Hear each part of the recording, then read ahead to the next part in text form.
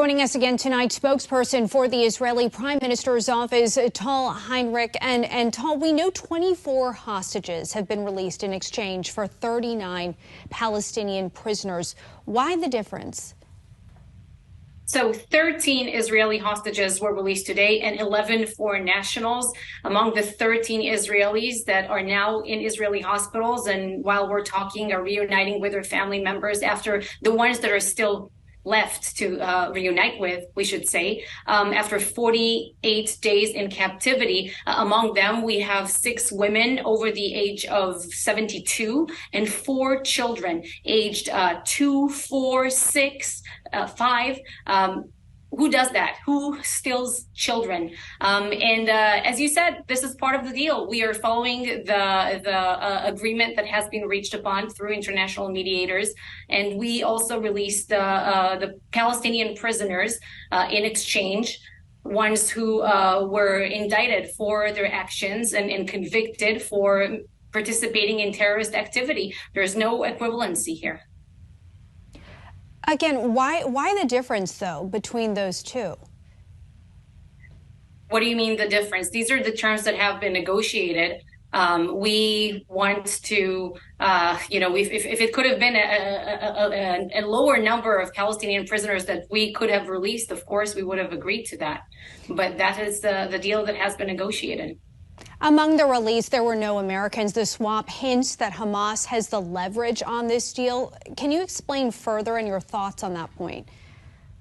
So there is a procedure that we're following. We have decided to prioritize women and children. We hope that in the next groups of people that will be released from Gaza following the same mechanism that was followed today, we should say successfully. We hope that also American nationals will be released. As you know, there's a 3-year-old girl. Her name, actually, she turned 4 today in captivity after almost 50 days captive, Abigail. And her 2 parents, father was murdered in front of her eyes. I'm not sure if she knows if her mother is gone too. And her 2 siblings survived by hiding inside a closet like in the Holocaust for 15 hours or so.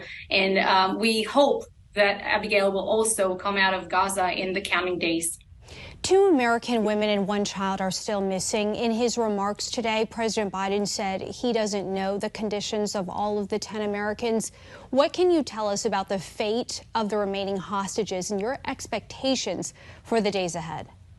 So we have some intelligence, but we don't have a real picture that reflects their condition, their physical condition, mental condition. We really don't know much. For that reason, we also urge that the Red Cross will get access to them. We urge that we demanded that rather as part of the deal to examine their status and to deliver medicine to them. President Biden and the U.S. played a very prime role in these negotiations and making this deal happen and improving its conditions. And we are very grateful for President Biden for that and for the overall global moral leadership. We have a few more moments left, and we wanted to ask you this last question, Tal. Regarding Palestinian civilians in Gaza, what does Prime Minister Netanyahu plan to do while he continues with his pledge to eliminate Hamas? You see, these children, the 4 children that were released today, we want to be able to tell them that Hamas terrorists will never put their hands on them again, that Hamas terrorists will never rain missiles on their communities again. Right now, we can't tell them that they're completely safe until Hamas is eradicated. For that reason, we said that after these days, as part of the deal, will be completed. There's a mechanism in place by which they can be extended with the release of more hostages. But after that, we will resume the campaign to dismantle Hamas, because not Palestinian children and not Israeli children are safe as long as Hamas is still in power. Gazans not allowed to return to their homes, we understand. Can you explain further the situation surrounding that? Well, we have very clear directives that the IDF spokesperson also in the Arabic language has put out. And we advise the people in Gaza to remain in the southwest, the safe zones that we designated. They should remain there and not listen to what Hamas is telling them, because as we said, the fighting will resume because we are very determined to bring an end to this terrorist rule. Spokesperson for the Israeli Prime Minister's office, Tal Heinrich, again, thank you so much for joining us here on the National Desk. We appreciate it. Thank you.